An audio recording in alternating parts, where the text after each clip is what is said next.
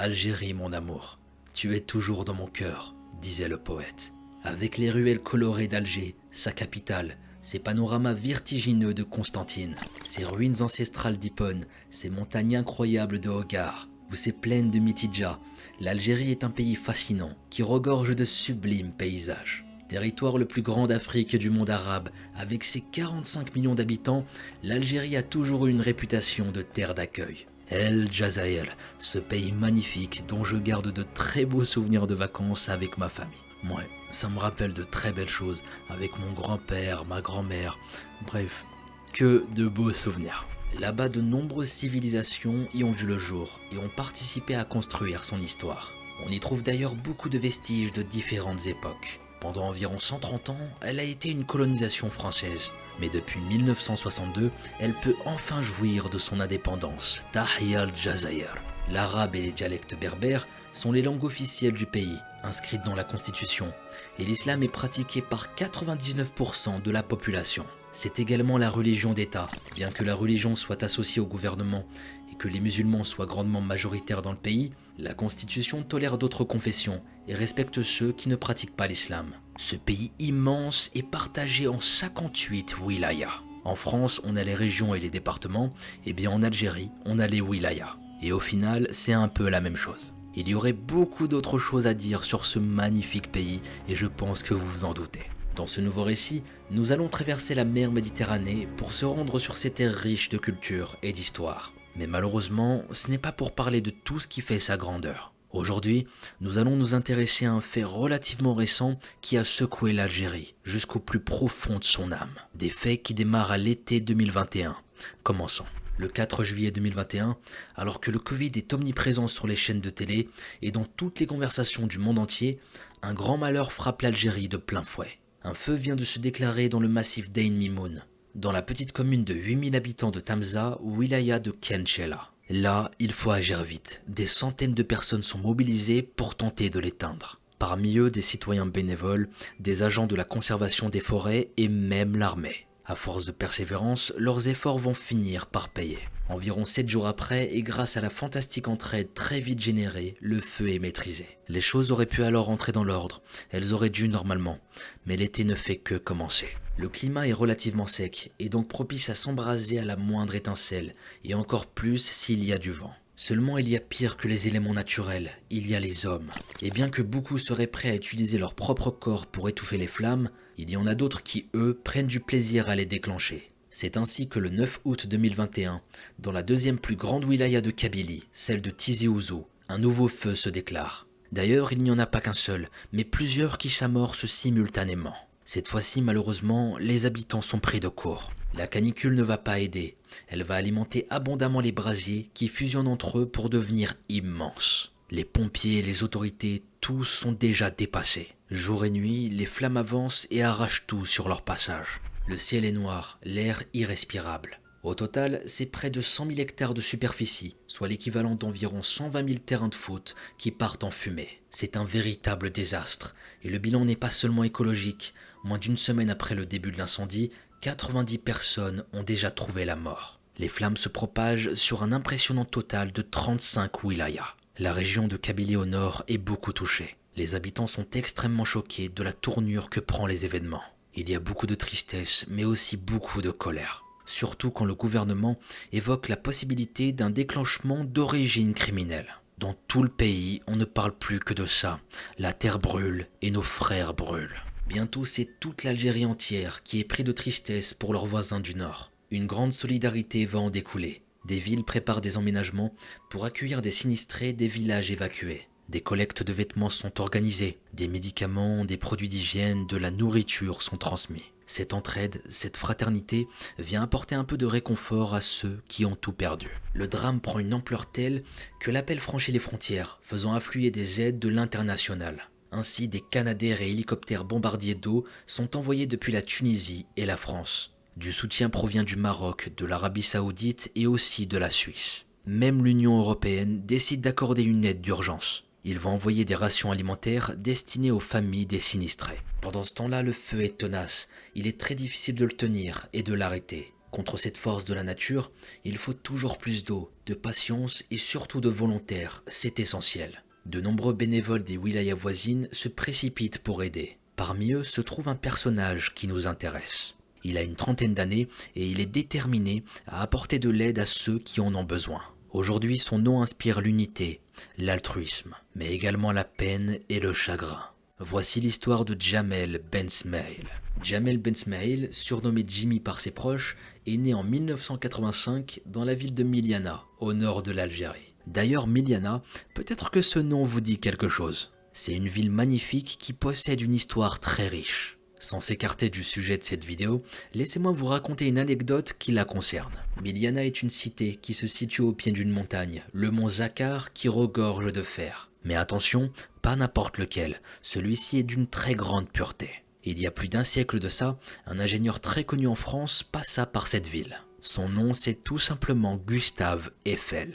Et oui, c'est bel et bien l'inventeur de la fameuse tour Eiffel. Lorsqu'il lui vient l'idée de la construire à Paris pendant l'exposition universelle, M. Eiffel choisit d'importer le fer de Miliana, à cause de sa qualité particulièrement exceptionnelle. À l'époque, extraire ce fer des mines de Miliana avait nécessité la force de près de 1800 personnes, soit le quart de la population de la ville. Pour remercier la ville et ses habitants, Gustave Eiffel leur offrit une horloge montée sur une tour de fer dans une école à proximité. La tour Eiffel a donc du sang algérien qui coule dans ses veines de métal. C'est dingue quand même.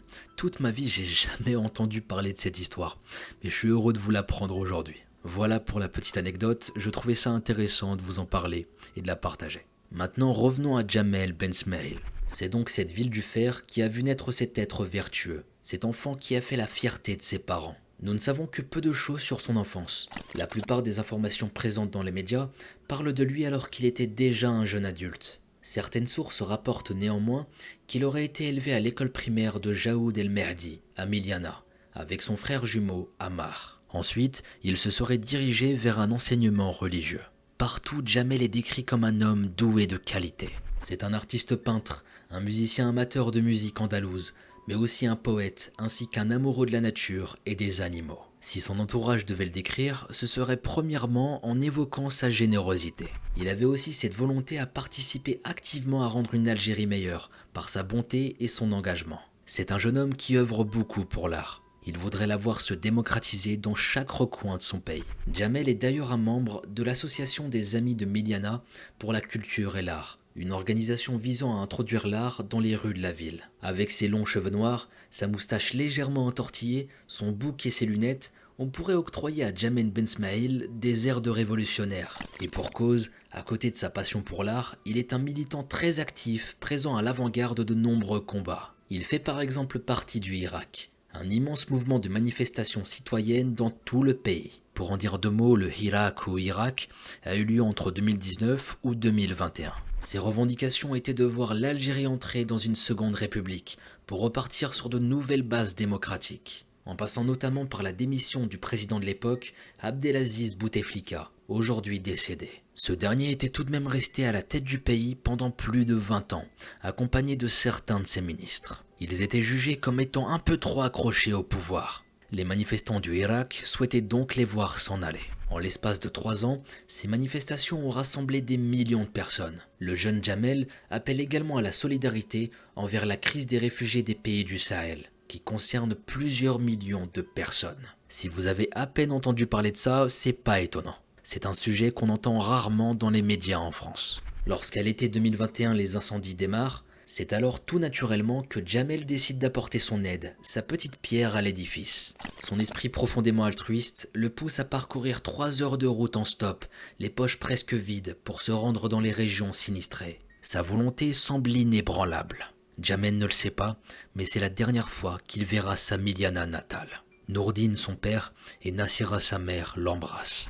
Leurs pensées l'accompagnent dans la nouvelle ambition vertueuse qu'il s'est donnée. Nous sommes le mercredi 11 août 2021. Dans les régions touchées par les feux, les habitants se sont organisés. Des comités de surveillance sont mis en place. Plusieurs groupes de personnes sillonnent les différentes régions en voiture, afin de se rendre compte des dégâts et de l'évolution du brasier. Mais les habitants ne sont pas uniquement concentrés sur le feu. Depuis que le gouvernement a parlé d'éventuels pyromanes, tout le monde est à fleur de peau. Tout le monde est sur ses gardes et beaucoup sont énervés. Les coupables doivent être retrouvés et châtiés sévèrement pour ce qu'ils ont fait. Si les comités de surveillance rencontrent quoi ou qui que ce soit qui leur paraît suspect, ils donneront l'alerte. Le véhicule de couleur blanche qui a pris Jamel Ben Smail en stop n'est pas loin. Il est entré dans la région de l'Arbanat Iraten. Et m'en voulez pas pour la prononciation.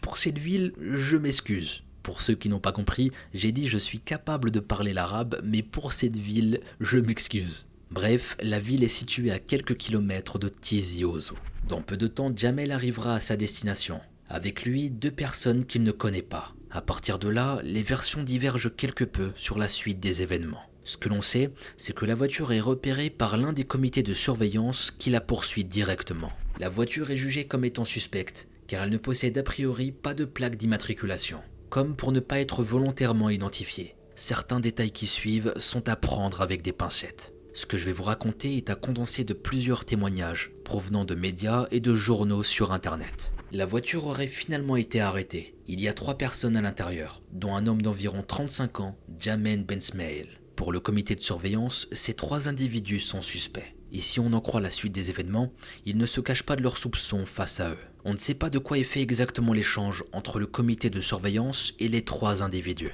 Mais lorsqu'ils les laissent finalement repartir dans leur voiture blanche, Jamel Ben Smail et ses convoitureurs semblent avoir compris qu'ils étaient en danger. Alors ils se rendent dans la ville la plus proche, l'Arbanat Iraten. Dans sa tête, Jamel réfléchit à ce qu'il va faire. Des gens le croient responsable des départs de feu dans la région. Et cette fausse information va sûrement bientôt être partagée au plus grand nombre. Là, c'est très grave. S'il ne fait rien, son image va très certainement être salie, et la colère risque de se retourner contre lui. Alors au bout d'un certain temps, le jeune homme décide de faire ce que beaucoup auraient probablement fait.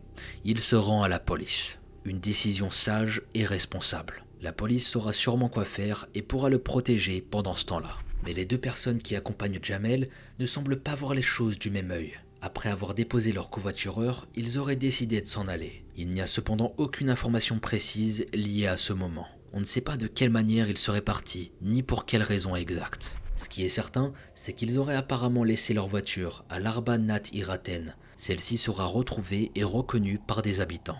Maintenant, c'est terminé pour les pincettes. La suite de cette histoire est suffisamment documentée. Jamel a donc décidé de se rendre aux autorités. Il parvient à les contacter, leur explique son histoire, ainsi que ses craintes. La police décide donc de l'enfermer dans un de leurs fourgons, puis prend la route pour se rendre au commissariat. Pendant ce temps, en ville, les gens parlent. Un des acteurs des incendies aurait été interpellé. En ce moment même, il n'est pas loin, escorté par la police locale. À la découverte de cette nouvelle, les états d'esprit divergent. Certains attendent d'avoir le retour des autorités compétentes, une enquête est nécessaire. Mais d'autres habitants ne voient pas les choses de la même façon. À ce qu'on dit, les complices de l'homme dans le fourgon se seraient enfuis. Ce détail est quand même très étrange et même il veut tout dire. Certains en sont convaincus. Cet homme dont tout le monde parle depuis quelques heures, c'en est un. C'est un pyromane de la pire espèce à leurs yeux. C'est à cause de lui que tous ces gens sont morts et que la nature brûle. La rumeur se répand vite, très vite. Elle est encore plus rapide que les flammes qui entourent la ville et aussi destructrice. La haine s'empare de la foule, la manipule. Un groupe de personnes décide de s'en prendre à la voiture blanche retrouvée. La voiture est saccagée, puis brûlée. Il ne reste qu'une épave. La tension monte alors d'un cran. Peu à peu, elle devient palpable. Des dizaines et des dizaines de personnes décident de rejoindre le fourgon afin de l'encercler. Pour eux, cet homme n'ira pas plus loin. Les amis, avant d'aller plus loin, il faut se dire que cette histoire nous apprend quelque chose de très important. Quelque chose qui a été un facteur déterminant dans l'abolition de la peine de mort dans de nombreux pays. Cette chose, ça s'appelle la présomption d'innocence. Il peut être parfois tentant de se faire justice soi-même, par esprit de vengeance, lorsque la haine devient tellement forte qu'elle rend aveugle. Mais il faut réussir à prendre sur soi et ne pas aller trop vite. Et dans ce cas présent, il est très important de faire confiance à la loi. De faire confiance aux gens dont la spécialité est de mener l'enquête. Les conclusions hâtives, ce n'est jamais bon. Et même sans parler de cette histoire, nous en avons l'exemple tous les jours au quotidien. Ne jamais juger trop vite une personne ou une situation. Ne jamais se fier aux apparences. Et j'irai même plus loin, parce que là on est dans un pays musulman et que je le suis moi-même. Il faut tout simplement s'en remettre à Dieu et ne pas faire de jugement soi-même. Prendre la vie d'une personne, il n'y a rien de pire. Bref, reprenons. La foule a trouvé son coupable. Il est presque à portée de main. Le fourgon de police est là, garé près du commissariat. Une fois suffisamment proche, certains se mettent à pousser le véhicule. La force exercée sur la carrosserie le fait se secouer dans tous les sens. Les assaillants essaient d'ouvrir les portières. Tout va très vite, de nombreux témoins filment la scène. Impossible de démarrer pour s'enfuir. Des gens sont tout autour du véhicule désormais. C'est alors que la porte latérale cède. Des gens en colère s'y engouffrent. À l'intérieur, Jamel Bensmaïl est cependant encore un peu protégé dans une cellule fermée. On l'imagine très choqué de ce qui se passe. Des policiers descendent de l'habitacle conducteur. Ils sont 2, peut-être 3. La foule les accueille par des hurlements. Ils essaient tant bien que mal de défendre leurs suspects, en obligeant à sortir du véhicule les gens qui montent. Les gens crient, les insultes fusent dans tous les sens. C'est un véritable bordel, difficile de comprendre ce qui se passe ou qui fait quoi. Il y a aussi des gens sur le toit du fourgon maintenant. À un moment, un jeune homme profite que la police soit occupée à repousser d'autres gens pour essayer d'ouvrir la dernière porte métallique derrière laquelle se trouve Jamel Bensmaïl. Un policier le surprend et le repousse violemment, le faisant sortir du véhicule. Mais il insiste et remonte encore et encore. Au bout de quelques minutes, il se passe quelque chose d'inimaginable. Si l'on en croit les images et les vidéos de ce chaos, les policiers semblent battre en retraite. Peut-être car la foule est beaucoup trop compacte et qu'il semble carrément impossible de la repousser. Jamel est maintenant seul, livré à la haine. Et la porte de la cellule mobile vient de céder face aux assauts répétés. Un homme au t-shirt blanc rentre et se met à le rouer de coups. Sur une des vidéos du drame, on peut voir Jamel implorer et jurer devant Dieu qu'il n'a rien à voir avec cela. Mais personne ne semble l'écouter. Il reçoit des coups de pied, des coups de poing, son torse est nu, son visage en sang. La foule ne cesse de hurler et de le traiter d'assassin. Beaucoup continuent de le filmer, partageant presque tout en temps réel sur les réseaux sociaux. L'homme finit par lui arracher son téléphone, puis lui vide les poches avant de descendre du véhicule. Jamel se fait également arroser à l'aide d'une bouteille en plastique. On ne sait pas si c'est de l'eau ou un autre liquide, comme de l'essence. Quelques courtes minutes passent, une bonne partie de la foule semble concentrée sur le butin qui a réussi à voler l'homme au t-shirt blanc. Tout le monde l'entoure. Un instant de répit semble être offert à Jamel. Mais fait étrange, pendant ce temps, la police ne va pas intervenir. La scène est ahurissante. Face à ça, on est en droit de se poser quelques questions. Pourquoi les policiers ne dégainent-ils pas leurs armes ? Pourquoi n'étaient-ils que 2 ou 3 à le défendre alors qu'ils étaient juste devant le poste de police ? En ce qui concerne les armes, voici ce que déclara plus tard le directeur de la police judiciaire, dans un communiqué adressé à la Direction générale de la Sûreté nationale de l'Algérie. Les policiers n'ont pas tiré en l'air des coups de sommation afin d'éviter un dérapage de la situation. Agir ainsi aurait été le détonateur d'une explosion de l'hystérie, et même bien au-delà. Il ajoute que la situation aurait pu être facilement dégénérée si les policiers avaient tiré des coups de sommation. Quant au faible nombre de policiers présents pour défendre Jamel, le directeur répondra qu'il ne restait que 4 agents présents ce jour-là. Les autres étaient tous occupés sur d'autres missions, notamment en lien avec les incendies. Ces propos associés aux images feront l'objet de beaucoup de critiques sur internet et ailleurs. Mais il était en réalité très difficile de juger une telle situation. Même si la police est censée être un rempart plus qu'efficace contre ce type d'événement, elle n'en reste pas moins composée d'êtres humains qui peuvent parfois se retrouver en situation d'échec. Face à cette foule extrêmement dense et déchaînée, ces 4 agents auraient-ils dû défendre Jamel jusqu'à la mort? Ou est-ce qu'ils auraient dû s'y prendre autrement? À vous d'en juger. Encore un an après, cette affaire soulève de nombreuses questions sans réponse. Il y a même des personnes sur internet qui vont crier à la théorie du complot. Mais quand on regarde bien, il y a quand même quelque chose de paradoxal. Nous disions que lors de sa déclaration, le directeur de la police judiciaire exprime sa peur de voir les choses dégénérer si les agents s'étaient mis à tirer. Mais les choses ont fini par dégénérer, et de manière très sordide. Après ces quelques minutes durant lesquelles la foule s'était un peu éloignée, un homme va monter dans le fourgon. Il pénètre dans la cellule et sort un couteau. En 1 seconde, Jamel est poignardé. Il tombe, il est blessé. Il devient plus que jamais vulnérable à ses agresseurs. Ceux-ci l'attrapent et l'entraînent dehors, au milieu du chaos. Puis là vient le lynchage. Jamel Bensmaïl vit maintenant un véritable enfer. Son corps reçoit une pluie de coups venant de toutes parts. On ne le distingue même plus, tant il y a des gens autour de lui. Il est allongé et semble inerte. Un homme saute de ses 2 pieds sur son visage. Puis il est attrapé par 2 personnes qui le tirent par les chevilles. La foule crie des refrains incompréhensibles, tout en le traînant jusqu'à la place Aban Ramdan, située à une centaine de mètres. Là, il n'y a toujours personne pour le défendre. Une fois sur place, Jamel ne bouge quasiment plus. Il a perdu beaucoup trop de sang. On ne peut affirmer s'il est encore vivant ou non, mais son visage est tuméfié, son corps désarticulé. Les images cauchemardesques sont en train de faire le tour de l'Algérie et même du monde. Lorsque les habitants de Miliana les voient également et comprennent l'horreur de ce qui est en train de se passer, ils s'empressent de tout essayer pour faire cesser le massacre. Mais là, il est trop tard. Une voix vient de s'élever, appelant à l'immolation du coupable. De l'essence est amenée, puis déversée sur celui qui ne peut plus se défendre. Son corps est allumé. Djamel Ben Smail est brûlé vif. La combustion de son corps va durer jusqu'au soleil couchant. Lorsque c'est terminé, il reste encore des gens autour de son cadavre calciné. Dans une vidéo de quelques secondes, on peut entendre une femme crier quelque chose d'horrible. Elle demande à ce qu'on le décapite. Un homme va donc exécuter sa demande à l'aide d'un couteau et de coups de pied, sous le regard passif des spectateurs. Voilà de quelle façon se termine la vie de l'innocent Djamel Ben Smail, le 11 août 2021, à l'âge de 36 ans. Raconter cette scène est aussi difficile que d'en regarder les images. Cet homme ne méritait pas de vivre un tel calvaire, et ses assassins sont des barbares. Jusqu'au bout, Djamel a essayé de clamer son innocence, de faire entendre raison à ceux qui piétinaient atrocement son corps. La fin de sa vie s'est faite dans une avalanche d'insultes, de coups, de souffrances. Une telle violence est inimaginable. Pourtant, elle a eu lieu l'année dernière. Dans un pays civilisé, avec une constitution, des lois, l'Algérie est en état de choc. C'est une honte pour tout le pays. Le président de la République, Abdelmajid Tebboune, prendra alors la parole à de multiples reprises. Il va répéter systématiquement que l'unité de la nation doit être préservée, que la justice sera rendue et qu'elle ne doit pas être appliquée par d'autres tribunaux que celui de l'État. Il insiste que ceux qui iront à l'encontre de ces principes le paieront cher. Si le président s'exprime ainsi, c'est notamment pour faire barrage à la haine qui se développe au même instant sur les réseaux sociaux. Celle-ci est prise pour cible par de nombreux internautes racistes. Ainsi, le 17 août, le président de la Ligue algérienne des droits de l'homme dépose une plainte contre X, après la diffusion d'une vidéo appelée à rayer la Kabylie de la carte. Peu de temps après, un individu est condamné à 30 000 € d'amende pour incitation à la haine et à la violence. Le peuple se déchire car certains n'apprennent rien. La haine engendre la haine.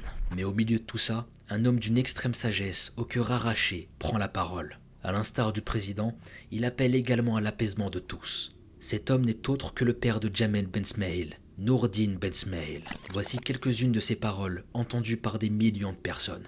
Nous ne voulons pas de guerre civile, de rivalité ou de division. Les Kabyles sont nos frères. J'ai perdu un fils et j'ai gagné une wilaya. La mort de mon fils rassemblera les Algériens. Autant de sagesse, un cœur énorme. Son père mérite tout le bonheur du monde. La première fois que j'ai découvert ces paroles, je vous promets que j'ai eu les larmes aux yeux. Cette histoire, elle est tellement triste. Ce père vient de perdre son fils et malgré ça, il reste fort. Les déclarations du père font réagir tout le pays. Les représentants de la Kabylie ainsi que de nombreux Kabyles répondent. Ils condamnent les actes odieux commis à l'Arba Nat Iraten. Le mercredi 25 août, 2 semaines après le lynchage, une délégation de personnalités de l'Arba Nat Iraten se rend à Miliana. Ils vont présenter leurs condoléances à la famille du défunt. Et tout ça au nom des habitants de leur ville. Ils en profitent pour prier ensemble sur la tombe de Djamel Ben Smail. Ils versent à la famille ce qu'on appelle une dia, une compensation financière pour le crime subi. La famille Ben Smail reçoit ainsi près de 1 milliard de dinars, soit environ 300 000 €. La délégation a tout de même déclaré que l'argent ne réparera jamais quoi que ce soit et demande de rendre justice. L'enquête va durer 1 an. Elle est d'une ampleur sans précédent, étant donné le nombre de personnes concernées. Mais grâce aux nombreuses vidéos tournées et sous beaucoup d'angles, l'identification des suspects se fait plutôt rapidement par les autorités algériennes. Certains créateurs de contenu sur les réseaux sociaux comme YouTube les aident grandement dans leur investigation en trouvant les vidéos et en identifiant par exemple certains visages grâce à des logiciels. La police les remerciera publiquement pour leur importante contribution. Avant la fin du mois d'août, ce sont près de 60 suspects qui sont identifiés et arrêtés. 1 an plus tard, plus de 100. Entre le 14 et le 24 novembre 2022, un procès d'une ampleur sans précédent s'opère au tribunal Dar el Beida à Alger. L'affaire est historique et elle s'inscrit dans l'histoire de l'Algérie. Le travail d'investigation s'est révélé titanesque pour essayer de juger de la manière la plus juste possible chacun des assassins présumés. Tous ces gens ayant participé de près ou de loin au lynchage de Djamel Ben Smail. Des centaines de témoins ont été retrouvés, interrogés. Des heures et des heures de vidéos ont été visionnées. Il fallait aussi démêler les vrais des faux témoignages. car beaucoup de gens pensaient s'en sortir en déformant les réelles intentions de leurs actes. Beaucoup de gens disaient n'avoir donné qu'un seul petit coup de pied, ou encore qui clamaient l'avoir poussé mais dans le but d'essayer de le maintenir loin des agresseurs. Certains individus ont même tenté de s'enfuir lorsqu'ils ont compris que la police était à la recherche des coupables. Bref, il y a beaucoup de gens qui n'ont pas assumé leurs actes, et nombreux d'entre eux continuent de clamer leur innocence. Parmi les accusés, il y a semble-t-il également beaucoup de membres d'une organisation nommée le MAC, qui veut dire Mouvement pour l'autodétermination de la Kabylie. Cette organisation existe depuis 2001 et est considérée par le gouvernement algérien comme une organisation contre la société et très dangereuse depuis le 18 mai 2021. Le gouvernement et les autorités algériennes déclarent aux médias que ce meurtre aurait donc été le résultat d'un plan orchestré par cette organisation dangereuse dans le but de déstabiliser le pays. Mais le président et ses conseillers vont beaucoup plus loin en accusant le MAC, ainsi qu'un autre mouvement du nom de Rachad d'être carrément derrière les incendies dévastateurs. Ils accusent également ces organisations d'avoir reçu des aides financières provenant d'autres pays, et notamment du Maroc. Vous l'avez compris, c'est une histoire aux enjeux très vastes. Ici, je ne vais pas pouvoir vous en raconter plus sans s'éterniser. Les histoires et les contextes de tous ces sujets sont très nombreux. Et ici, c'est pas l'objet de cette vidéo. Ce qu'il faut simplement savoir, c'est que le président et fondateur du MAC, un certain Ferhat Mehini, sera condamné à la prison à perpétuité par le tribunal, ce même 14 novembre 2021. En tout, c'est environ 105 personnes qui sont jugées dans cette affaire. À l'issue des différents procès, voici les peines prononcées. 12 ans de prison ferme pour 10 personnes. 10 ans de prison ferme et 100 000 dinars d'amende, environ 700 € pour 17 personnes. 5 ans pour 6 personnes, 3 ans pour 4 et 2 ans de prison pour une seule personne. 17 accusés sont acquittés et pour finir, 49 personnes sont condamnées à la peine capitale, la peine de mort. C'est la peine la plus élevée par la loi algérienne, mais elle ne sera pas appliquée. Bien qu'étant inscrite dans les textes, elle fait l'objet d'un moratoire depuis de nombreuses années. Cela veut dire que ça ne se fait plus, tout simplement. D'ailleurs, les dernières exécutions judiciaires dans le pays ont eu lieu en 1993, il y a presque 30 ans. Concernant les 49 condamnés, ils seront quand même lourdement punis. Ils vont rester derrière les barreaux pour le reste de leur jour. Ce procès était très attendu par l'ensemble du pays. Et au lendemain des verdicts, les Algériens se sont vus mitigés dans la sévérité des peines. Certains trouvent que les sanctions sont loin d'être suffisantes au vu de la gravité des actes. D'autres sont satisfaits du travail de leurs autorités. Il y a aussi ceux qui regrettent que la peine de mort ne soit plus appliquée et que la peine de mort prononcée comme telle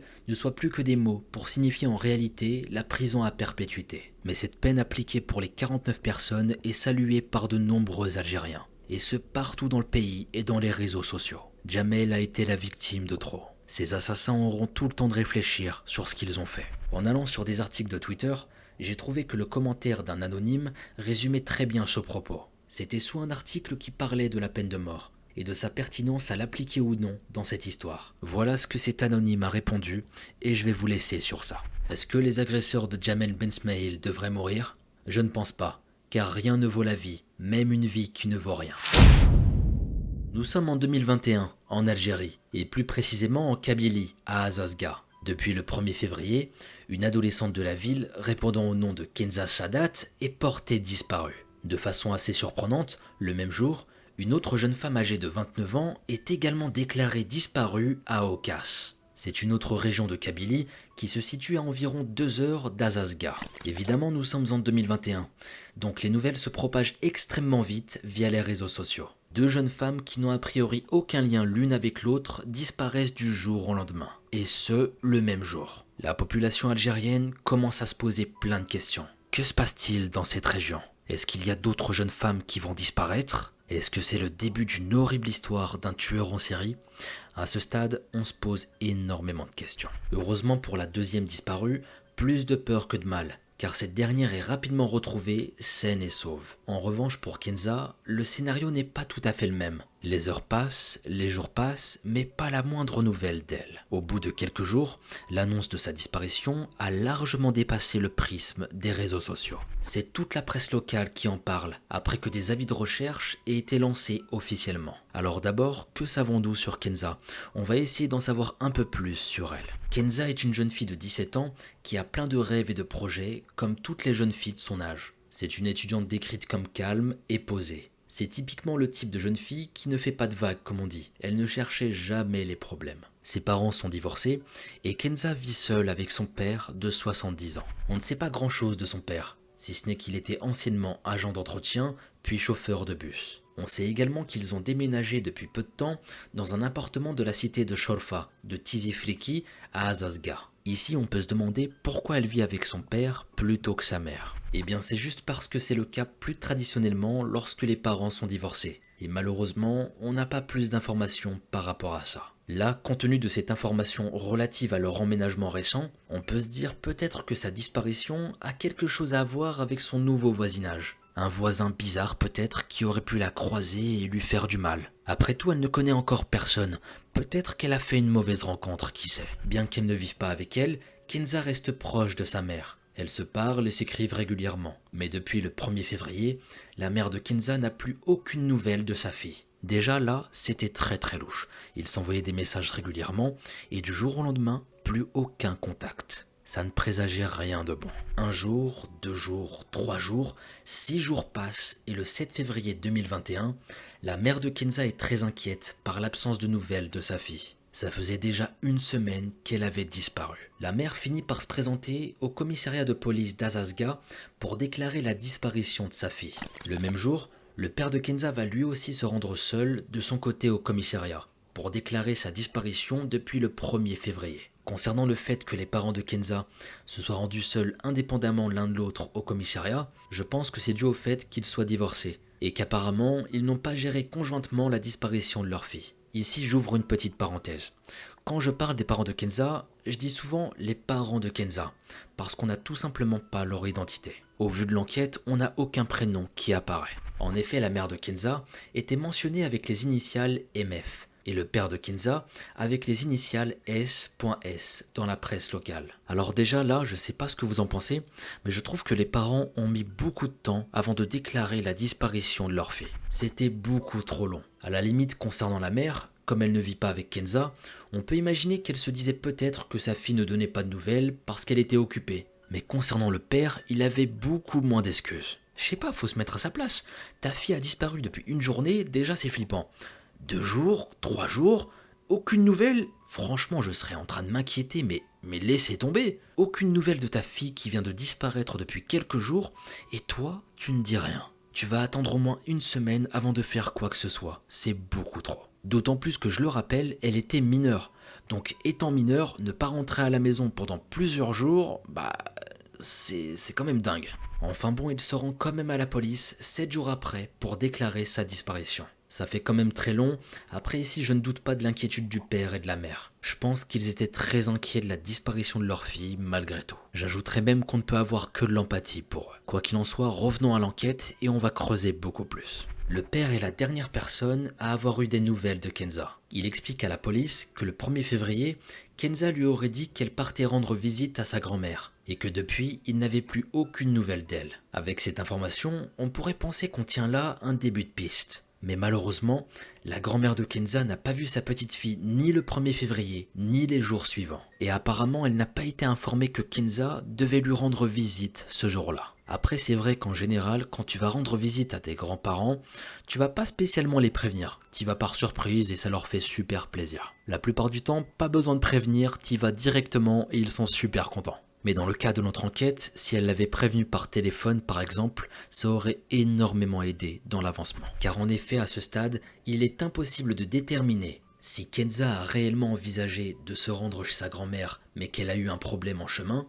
si elle a menti à son père en lui disant qu'elle irait chez sa grand-mère tout en projetant de se rendre ailleurs, ou si elle a réellement dit à son père qu'elle allait se rendre vraiment chez sa grand-mère. Et en effet, peut-être que Kenza n'a jamais dit ça, et que le père a inventé. Toutes les hypothèses sont donc possibles, du kidnapping à la fugue, en passant par l'accident. Dans tous les cas, la police promet aux parents de faire de leur mieux pour retrouver leur fille saine et sauve, et ce le plus rapidement possible. Dans le cadre d'une disparition, plus les jours passent, plus les probabilités de retrouver le ou la disparue vivant diminuent. À ce stade de l'histoire, nous sommes déjà à 1 semaine de disparition. sans que Kenza ne donne aucun signe de vie. Mais vous vous en doutez, si je vous raconte l'histoire de Kenza Sadat aujourd'hui, c'est qu'on a fini par la retrouver. Donc restez bien jusqu'à la fin de cette vidéo, car vous risquez d'être choqués. Les jours passent et la police est toujours en train d'enquêter sur la disparition de Kenza. Donc ils essaient de recueillir auprès de ses proches des informations qui pourraient les aider à la retrouver, mais ils n'obtiennent rien de bien concluant. Les enquêteurs se rendent aussi à Azazga, où vit la jeune fille, pour interroger son voisinage, mais là, à nouveau, rien. C'est même pire, parce que comme Kenza et son père ont emménagé depuis peu, ils sont inconnus. Personne ne les connaît dans le voisinage. Les habitants n'ont pas eu le temps d'apprendre à les connaître et de les voir. Ce qui est un peu normal, vous allez me dire, parce qu'ils étaient nouveaux. Les seuls habitants de la cité de Shorfa qui ont pu répondre aux enquêteurs leur ont dit qu'ils savaient qu'elle habitait avec son père au rez-de-chaussée de leur bâtiment. Ils disaient que Kenza était une jeune fille très discrète. Ils avaient donné plein de petites infos qui n'aidaient pas forcément à faire avancer l'enquête. Les jours passent et l'enquête piétine.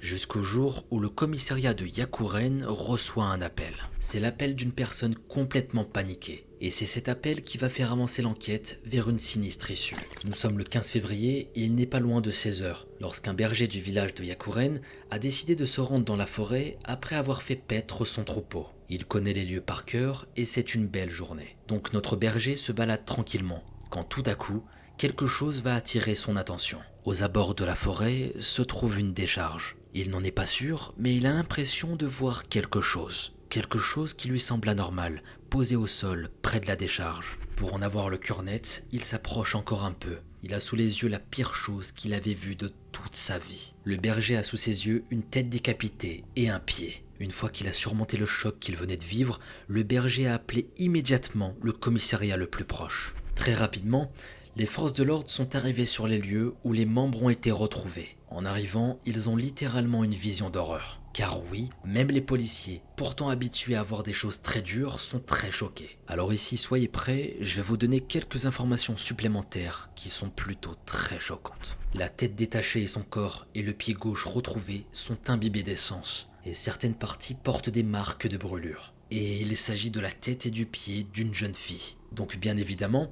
la gendarmerie sur place est au courant de la disparition de la pauvre Kenza.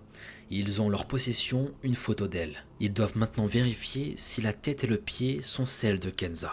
Lorsqu'ils comparent avec la photo, il semble bien que ce soit elle. Cependant, ils vont devoir confirmer tout ça. Et c'est la mère qui aura la terrible mission de confirmer si c'était bien la tête de sa fille. Je pense sincèrement que cette pauvre maman a vécu la pire chose de toute sa vie. Franchement, je peux pas imaginer dans quel état elle était quand elle a reçu ne serait-ce que l'appel de la police. Non mais juste imaginez une seconde. Après 2 semaines d'attente et d'angoisse, peut-être que c'était le jour où on lui annoncerait enfin une bonne nouvelle, qu'elle pourrait enfin récupérer sa fille saine et sauve au commissariat. Malheureusement, ce n'est pas ce que la police lui annonce. Bien au contraire, nous sommes très loin de la bonne nouvelle. La mère de Kenza va devoir identifier si la tête retrouvée appartient à sa fille ou non. Même en supposant qu'après l'avoir vue, la mère indique aux policiers qu'il ne s'agit pas de sa fille, est-ce que vous pouvez imaginer le choc et le traumatisme après avoir vu une tête sans corps? Je pense que ça laisse des séquelles à tout jamais. Cette mère de famille qui vit dans une angoisse sans nom depuis 15 jours se rend donc auprès des autorités pour identifier le membre retrouvé. Et là, elle le confirme. Malheureusement, il s'agit bien de Kenza, sa fille. Paix à son âme et Allah el Rahma. Après 15 jours d'enquête et de recherche, une partie de Kenza a enfin été retrouvée. Mais maintenant, il faut retrouver le reste de son corps. Et surtout son tueur. Mais qui est le tueur de Kenza Sadat? Très rapidement, la nouvelle de la découverte des membres de Kenza Sadat a été rendue publique. Et bien évidemment, comme c'était prévisible, la population s'est fortement indignée et a condamné cet acte d'une barbarie sans nom. Pour le peuple, tuer Kenza revenait à tuer tous les enfants d'Algérie, car elle aurait pu être la fille de n'importe qui d'entre eux. Toute la population a été touchée et même blessée par cette horrible découverte. Les Algériens veulent maintenant savoir qui a été capable d'une telle cruauté et le voir puni pour cet acte ignoble. Très rapidement, après cette découverte digne d'un film d'horreur, tous les morceaux du corps de Kenza ont été envoyés à la morgue pour une autopsie. Et les autorités, quant à eux, ont repris de plus belle les investigations. Il n'y avait aucune personne dans l'entourage de Kenza qui avait un mobile pour vouloir la tuer.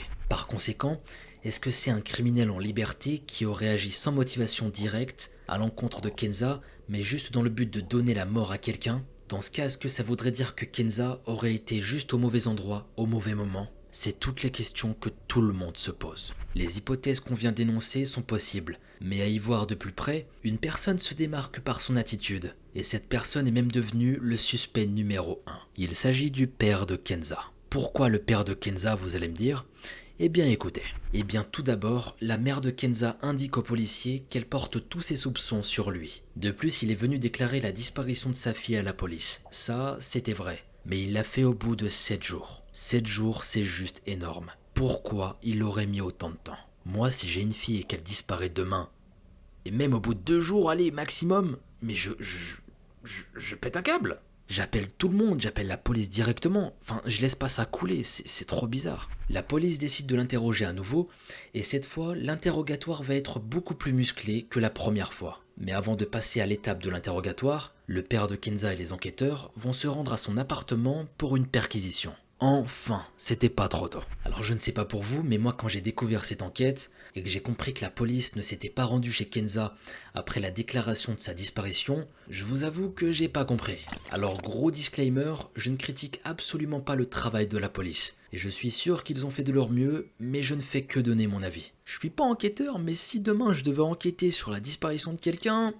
je peux vous dire que j'aurais fait autrement. Le premier lieu où je me serais rendu, c'est le lieu d'habitation de la personne disparue. Logique. Comme ça, tu vérifies s'il n'y a pas des indices ou des éléments qui pourraient t'aider pour l'enquête. Enfin bref, tout ça c'est très logique, mais ça n'a pas été fait correctement. Enfin bon, revenons à l'histoire. Donc le père de Kenza et une équipe de policiers et d'enquêteurs se rendent à son domicile. Et là, ils comprennent très vite qu'il s'agit de la scène du crime. En effet, le lieu regorge de preuves scientifiques et d'indices prouvant que Kenza a d'abord été assassinée, puis découpée en morceaux avant que son cadavre ne soit jeté dans la nature. Les policiers embarquent immédiatement le père de Kenza pour qu'il soit auditionné au commissariat. C'est potentiellement lui, le criminel. Et si ce n'était pas lui, il était forcément complice, parce que le lieu du crime, c'était son appartement. Directement, les enquêteurs expliquent au père de Kenza qu'ils ont trouvé des preuves irréfutables que l'horrible meurtre de sa fille a eu lieu chez lui. Ici, il ne s'agit plus d'une simple audition, mais il est désormais en garde à vue. Et bien évidemment, il l'invite à donner des explications et à tout avouer. Va s'en suivre des interrogatoires très musclés où le père de Kenza va nier être l'auteur du crime. S'il n'avait fait que nier,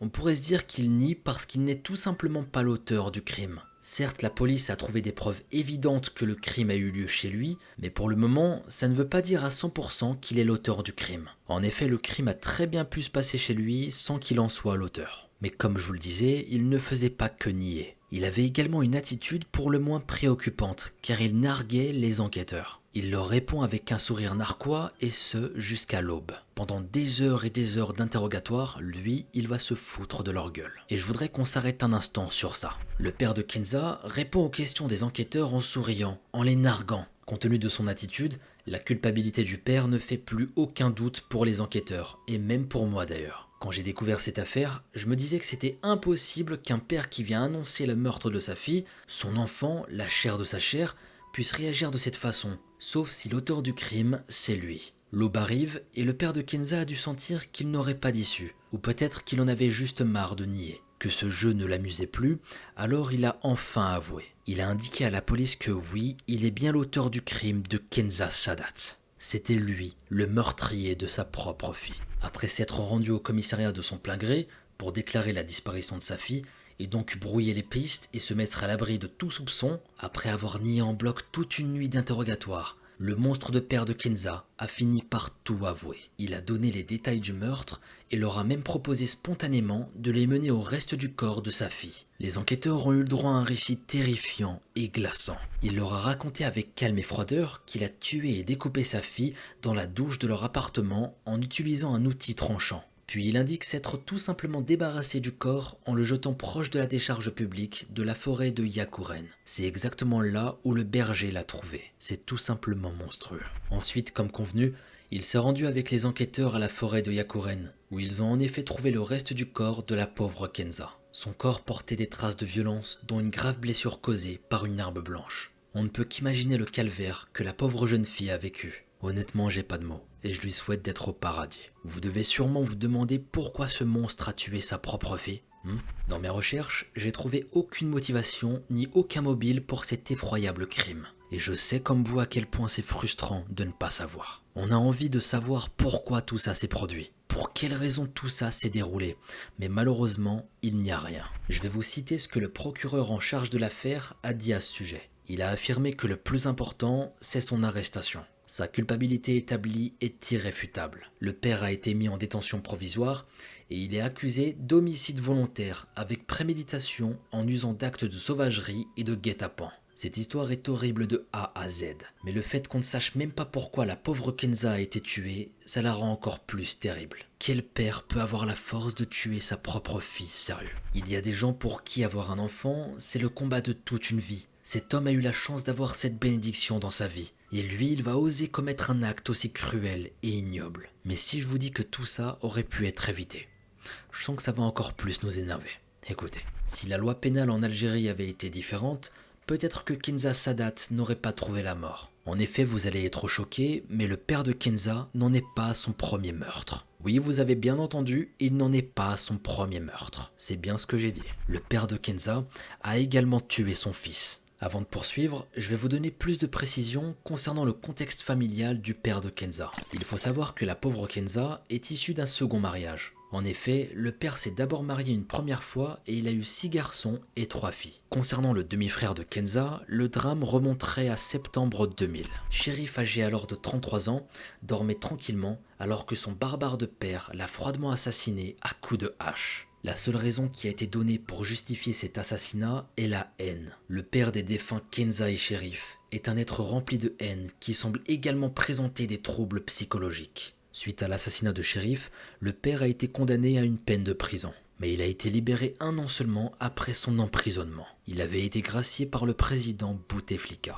En Algérie en 2019, l'ancien président Abdelaziz Bouteflika a accordé la grâce présidentielle à plus de 13 000 prisonniers dans le cadre d'un plan visant à désengorger les prisons du pays. Donc pour désengorger les prisons, chaque année en Algérie, des prisonniers, peu importe leurs crimes, sont remis en liberté. Et c'est ainsi que le père de Kenza a pu retrouver la liberté seulement quelques mois après avoir assassiné son fils. Vous vous rendez compte de la gravité de cette décision, d'avoir remis en liberté ce monstre? C'est pour ça que je vous ai dit précédemment que peut-être que si la loi avait été différente en Algérie à cette époque, Kenza serait sûrement encore vivante aujourd'hui.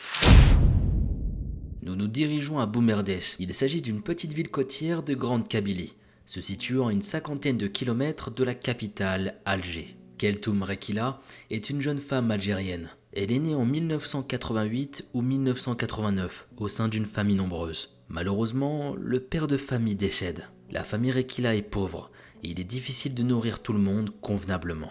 L'adolescente grandit et souhaite fuir son quotidien. À 16 ans, vers l'année 2005, elle se rapproche d'un jeune homme qui est malheureusement consommateur de stupéfiants et l'épouse. Ici, on n'a pas son prénom, donc je vais lui donner un nom d'emprunt pour que ce soit plus facile pour la suite. Donc à partir de maintenant, on va le nommer Ali. Et petite parenthèse, je vous vois venir dans les commentaires.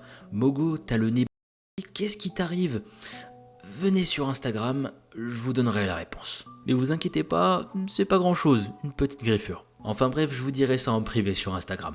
Donc n'hésitez pas à me suivre, le lien est juste en bas. Enfin bref, reprenons notre récit. Comme je vous l'ai dit, l'homme qu'elle va rencontrer, on va le nommer Ali. Ce n'est qu'après leur union que la jeune mariée se rend compte des penchants de son époux. Ali n'est pas seulement un drogué notoire, il est dealer. Il se révèle aussi être violent, et plus particulièrement envers sa femme.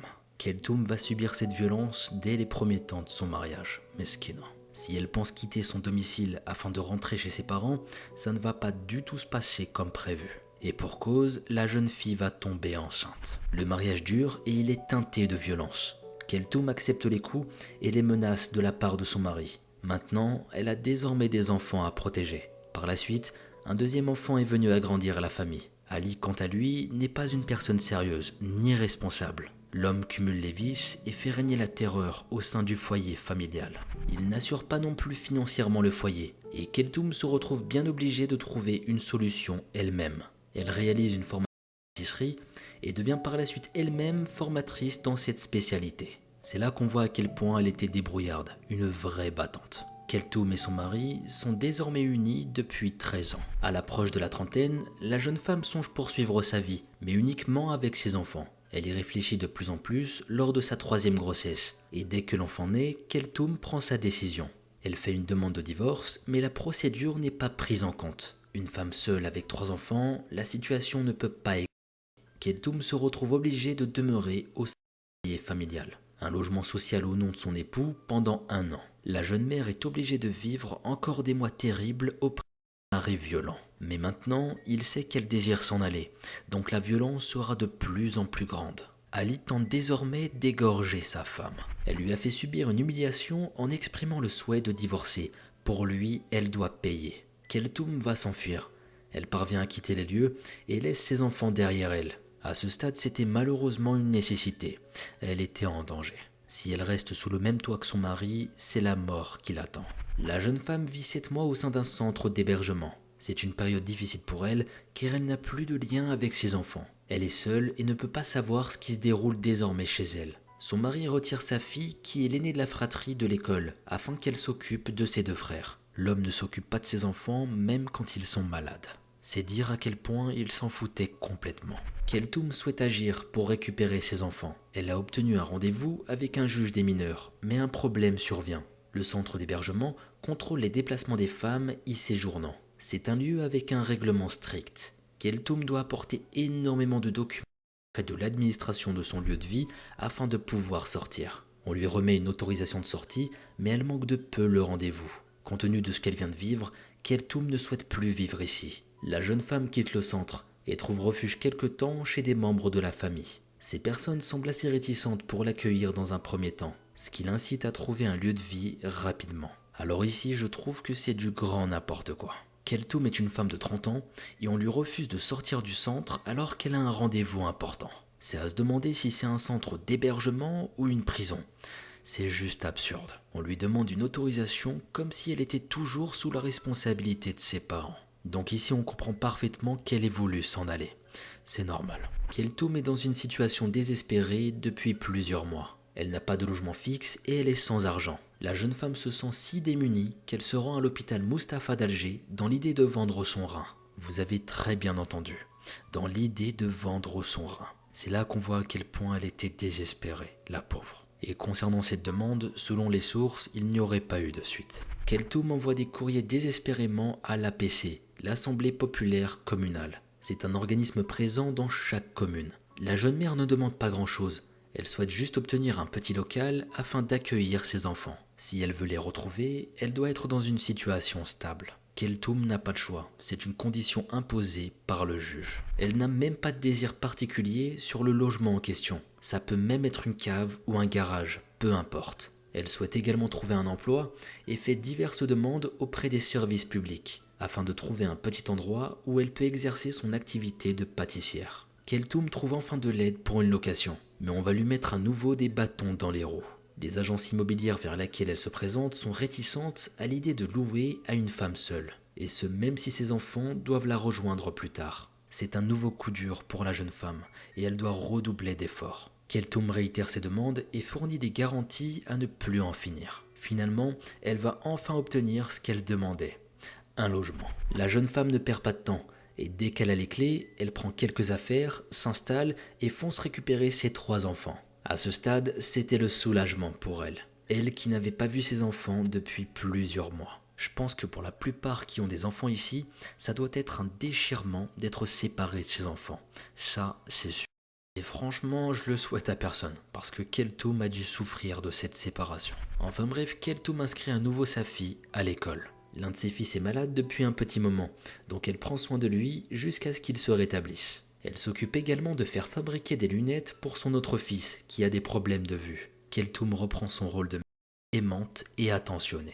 Elle n'a pas vu ses enfants depuis plus de 7 mois, donc elle prend bien soin d'eux. C'est la fille du couple qui s'est retrouvée dans le rôle de maman, mais c'est elle-même un enfant. La petite devait avoir 12 ans environ. Ce n'est pas un âge pour se retrouver à s'occuper de ses frères. Elle était beaucoup trop jeune pour avoir des responsabilités. Entre l'un qui a traîné une maladie longtemps et le second qui ne voyait pas très bien, ça devait être compliqué. Et aussi pour la maman Keltoum d'ailleurs, ça a dû être difficile de les récupérer dans cet état. Personne n'était là pour prendre soin d'eux, les pauvres. Et vous avez compris que le père, il s'en foutait complètement. L'ex-mari de la jeune femme, et ce même après un divorce, se montre toujours aussi menaçant. Keltoum reçoit des vidéos et des messages constamment de sa part. Ali assure qu'il a de l'argent et qu'elle doit revenir. La jeune mère ne se sent pas en sécurité et se rapproche des autorités. Avec elle, elle fournit toutes les preuves en sa possession. Elle rappelle aussi qu'il a tenté de la tuer avant qu'elle ne quitte le conjugal et qu'elle se retrouve en centre d'hébergement. Ali fait pression sur tout ce qu'il peut, comme par exemple ne plus verser la pension alimentaire pour les enfants. Il essayait par tous les moyens de lui pourrir la vie et qu'elle souffre. Peu de temps après, l'homme finit par se remarier.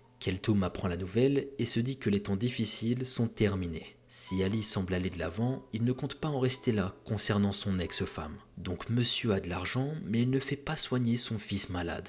Et ce n'est qu'au retour de sa mère que le second aura des lunettes pour mieux voir. Soit il mentait dans le but d'attirer Keltoum, soit il disait vrai et il y gardait tout son argent. Je trouve ça tellement triste d'avoir un père de la sorte, c'est juste honteux en fait. Enfin bref, si vous doutiez jusque Keltoum est une battante, vous allez avoir de nouveaux exemples. La jeune femme a des soucis de santé depuis plusieurs années. Elle est épileptique. Elle doit prendre un traitement, mais préfère s'en passer dans le but de rester lucide. La mère se bat chaque jour encore pour des petites comme des situations importantes. La DAS, la Direction de l'Action Sociale et de la Solidarité de la Wilaya d'Alger, ne lui verse pas la pension des enfants depuis des mois. Keltoum, en tant que mère seule, devait avoir des droits et des aides sociales, et elle comptait sur elle afin de s'en sortir.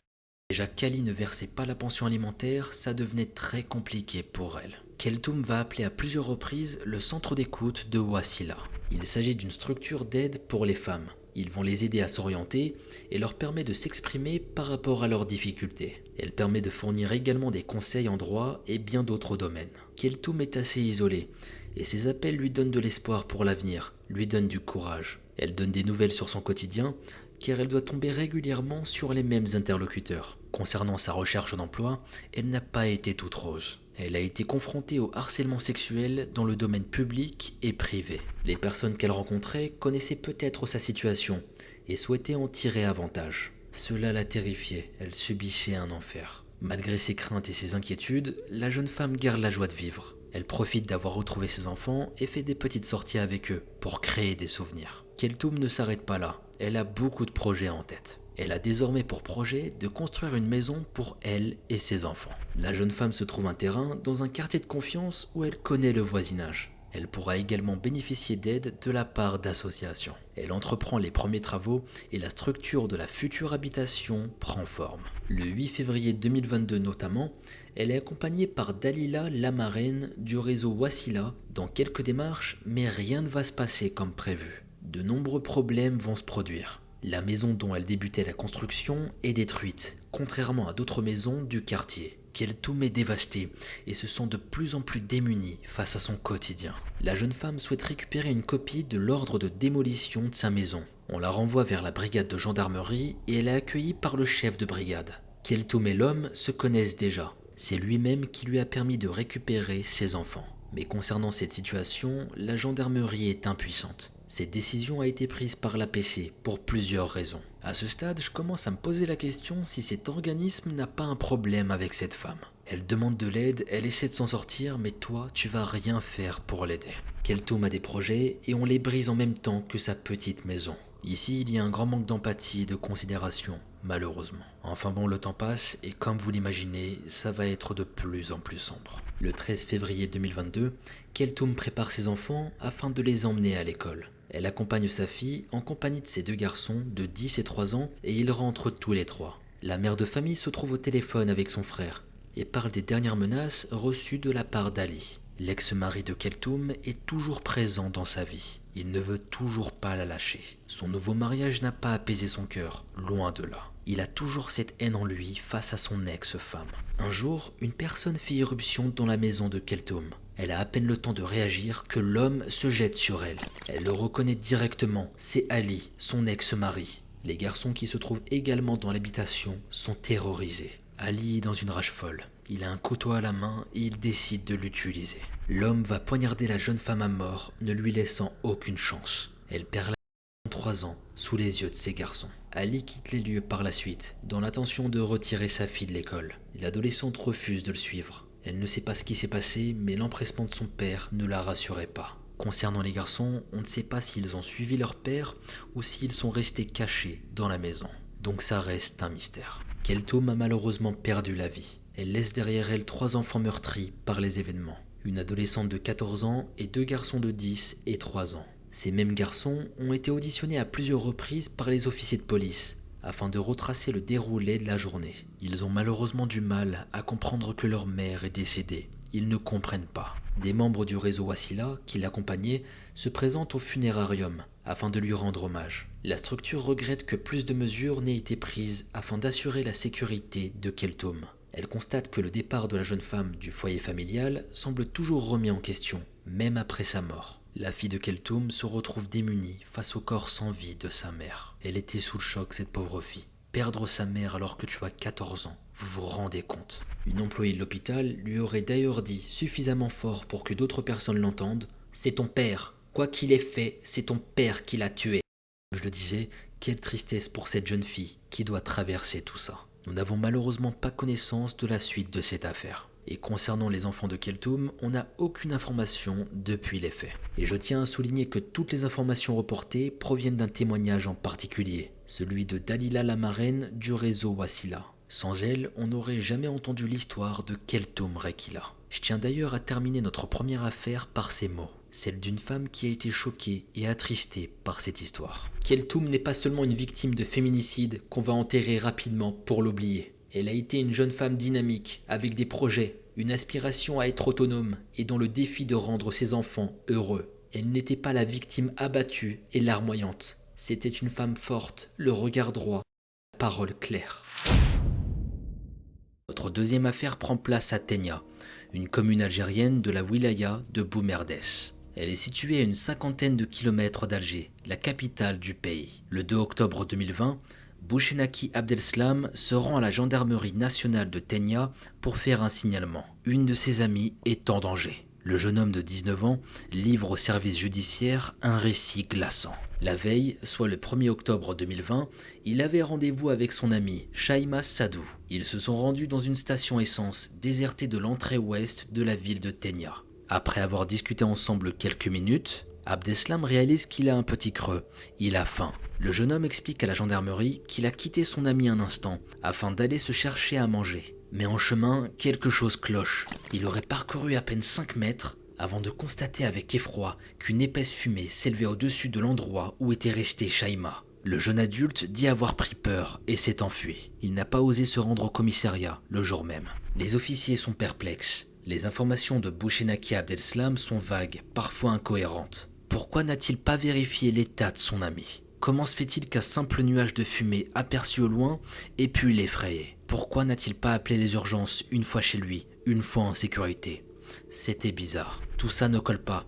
Les questions se bousculent les unes après les autres dans la tête des gendarmes. Face à cet individu plutôt suspicieux, ils décident de creuser le sordide témoignage qu'on vient de leur confier. Une équipe est envoyée à la station-service abandonnée évoquée par Abdeslam afin de vérifier les dires de ce dernier. En arrivant sur place, les officiers découvrent avec stupeur que le jeune homme disait vrai. Le corps brûlé et mutilé d'une jeune femme est retrouvé allongé face contre terre. En examinant le cadavre de la victime, les enquêteurs constatent que son bourreau s'est acharné sur elle avec rage. Malgré les dégâts considérables provoqués par le feu, des marques de coups et des blessures importantes sont toujours bien visibles au niveau de son crâne. Il remarque également la présence d'une plaie béante sur le haut de la cuisse gauche de la victime. Les forces de l'ordre connaissent très bien ce genre d'affaires. Ils en voient passer si souvent. Alors pour eux, c'est sûr, le motif de ce meurtre est d'ordre sexuel. Toutefois, ils sont loin de s'imaginer qu'ils ont affaire à un crime aussi inhumain. Alors je tiens à faire un tout petit disclaimer. Malheureusement, il est très difficile de trouver des sources fiables et complètes sur des affaires en Algérie. C'est triste, mais même pour ce crime qui a fait beaucoup de bruit, il y a un cruel manque de détails et d'informations précises. Personnellement, je veille à partager avec vous les véritables faits sur les enquêtes que nous abordons ensemble. Cela signifie que je ne sélectionne pas toutes les infos que je déniche pendant mes recherches. Je les vérifie toujours. Du coup, on n'a pas forcément connaissance de tous les tenants et aboutissants liés aux affaires. Et ça peut être super frustrant. Bref, on reprend. C'est confirmé. Le corps abandonné à la station-service est celui de Shaima Sadou, âgée seulement de 19 ans. Selon la maman de Shaima, sa fille était sortie pour payer une facture de téléphone et régler ses comptes avec Bouchenaki Abdeslam. Il s'avère que contrairement à ce que l'individu a eu l'audace de déclarer aux officiers, Shaima et lui ne sont pas amis. En réalité, quelques années plus tôt, alors qu'ils n'ont pas plus de 16 ans, Abdeslam avait agressé sexuellement la jeune fille. Les faits remontent à 2016. Alors adolescent, Bouchenaki cultive petit à petit une obsession pour Shaima et la viole. Alors ici, certains médias parlent de viol et d'autres mentionnent une tentative de viol. Ici, malheureusement, je n'ai pas réussi à trouver le fin mot de l'histoire. Mais ce qui est certain, c'est que Bouchenaki agresse sexuellement Shaima. Ça, c'est sûr. À ce moment-là, la jeune adolescente trouve le courage de dénoncer son agresseur et porte plainte. Mais sa déposition n'engage aucune poursuite. Ici, prendre la parole et tenter une action contre son agresseur sont des décisions très lourdes à prendre pour les victimes. Alors lorsque ça n'aboutit à rien, c'est dévastateur. Malheureusement, je sais que cette injustice n'est pas rare, donc j'envoie tout mon soutien et toute ma force à ceux qui traversent tout ça. D'autant que dans certains cas, comme celui de Shaima Sadou, les conséquences de cette intolérable indifférence sont fatales. Les jours, puis les semaines, puis les mois passent, les uns après les autres. Shaima et sa famille voient qu'aucune mesure ne va être prise. Avec le temps, l'adolescente réussit à surmonter cette terrible épreuve et devient une jeune femme forte et affirmée. Malgré cette détermination infaillible, un obstacle de taille l'empêche d'aller pleinement de l'avant. Son agresseur ne l'a jamais lâché. Quand je vous dis que ce genre d'histoire me rend fou, c'est jamais pour rien.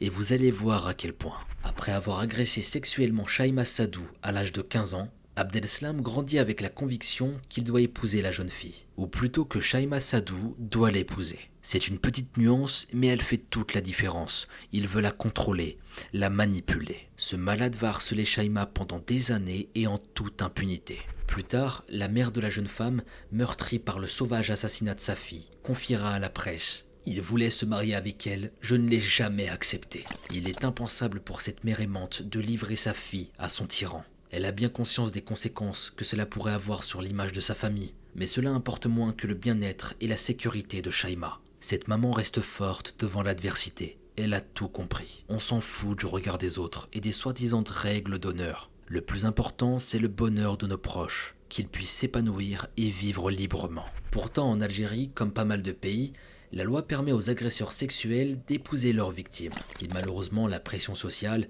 le poids de certaines traditions misogynes et l'absence de prise en charge adaptée des victimes poussent de nombreuses familles à accepter un mariage réparateur. Donc le refus de la maman de Shaima n'est pas anodin. C'est un exemple à suivre et cette femme mérite un grand respect. Lorsqu'elle atteint l'âge de 19 ans, le stress et la fatigue accumulés par Shaima durant toutes ces années d'acharnement contre elle se transforment en colère et en force. C'est décidé, la jeune femme veut confronter son terrible prédateur, Bouchenaki Abdeslam. Peut-être qu'elle doit lui dire les choses en face pour que ça rentre dans son crâne. S'il y a une toute petite chance que ça mette un terme à cet enfer, elle doit la saisir. Sa maman lui fait part de son inquiétude et la met en garde. Qui sait ce qui pourrait traverser l'esprit dérangé de Bouchenaki? Mais la décision de Shaima est prise. Son bourreau ne lui fait plus peur et il est hors de question qu'elle tolère encore cet harcèlement. Peut-être que certains vont penser qu'elle aurait dû écouter sa maman, que c'était inconscient de vouloir se retrouver face à son agresseur. Mais en vérité, c'est Shaima qui a raison. Chaque femme devrait se sentir libre de dire non aux demandes d'un homme sans qu'il n'y ait de conséquences. Toutes les femmes devraient se sentir en sécurité en face de n'importe quel homme. Alors il ne faut en aucun cas remettre en cause la décision de Shaima. Bouchenaki Abdeslam est l'unique responsable de ses actes, personne d'autre. À présent, faisons un bond dans l'espace-temps pour revenir au sein de la gendarmerie nationale de Tegna le 2 octobre 2020. En s'appuyant sur les éléments de l'enquête qu'ils ont déjà en leur possession, les inspecteurs reviennent sur l'étrange récit de Bouchenaki Abdeslam. Ils interrogent à nouveau le jeune homme de 19 ans, qu'ils ne considèrent plus vraiment comme un témoin, mais plutôt comme un suspect. Face aux preuves et après plusieurs heures d'interrogatoire, Bouchenaki Abdeslam revient sur ses déclarations. Il va avouer l'effroyable vérité. Il a assassiné Shaima Sadou. À la suite de cette enquête préliminaire, le procureur de la République près de la cour de Boumerdès, Khaled Amash, revient sur les circonstances atroces de ce crime dans un communiqué de presse. Selon le suspect, Shaima Sadou l'aurait contacté le 1er octobre 2020 afin d'organiser une rencontre. À Après cet échange, il dit avoir loué une moto. Puis il est allé retrouver la jeune femme de 19 ans à Reghaïa, dans la banlieue est d'Alger, avant de repartir ensemble. Vers 15 h, ils arrivent à la station essence désertée de l'entrée ouest de la ville de Tenia. À partir de là, les informations dévoilées par les forces de l'ordre sont vagues. Toutefois, on sait que Bouchnaki Abdeslam va violer Shaima. Il va la battre, la poignarder jusqu'à ce qu'elle perde connaissance. Ensuite, le jeune homme se rend dans une station essence en service qui se trouve à proximité. Il remplit une bouteille en plastique avec de l'essence et il revient vers la jeune femme. Shaima est meurtrie, mais elle s'accroche tant bien que mal à la vie. Malheureusement, la jeune femme est à la merci de son agresseur et le fou furieux est sans pitié. Bouchnaki asperge le corps de la victime avec le liquide inflammable. Ce liquide qu'il est allé chercher quelques minutes plus tôt, puis sans aucun remords, il y met le feu. Alors qu'elle respire encore, l'essence dont elle est recouverte, Shaima s'embrase. La jeune fille brûlée vive succombe à ses blessures. Comment on peut faire ça à un être humain sérieux? Wallah que la première fois que j'ai lu cet article, j'ai eu les larmes aux yeux. Quand j'ai su ce qu'elle a subi, qu'elle respirait encore quand il a enflammé, c'est trop, ça brise le cœur, wallah. J'ai tellement de rage en moi, et je vous dis, heureusement qu'il n'est pas en face de moi, cet Abdeslam. Heureusement qu'il n'est pas en face de moi, c'est tout ce que je peux dire. Enfin bref. Le communiqué de presse indique également que les charges suivantes sont retenues contre le suspect. Viol, homicide volontaire avec préméditation et guet-apens, et utilisation de la torture et d'actes sauvages. Bouchnaki Abdeslam est placé en détention pour le féminicide inhumain perpétré à l'encontre de Shaima Sadou. Peu à peu, cette histoire commence à faire beaucoup de bruit. La population locale s'indigne, puis toute l'Algérie. Et très vite, le sort tragique de la jeune femme de 19 ans prend une ampleur internationale. Comment est-il possible qu'en 2020, une femme à l'aube de sa vie puisse être sauvagement assassinée par le même homme qui l'avait déjà agressée sexuellement 4 ans auparavant? Pourquoi la justice n'est-elle pas intervenue en 2016? C'est fou.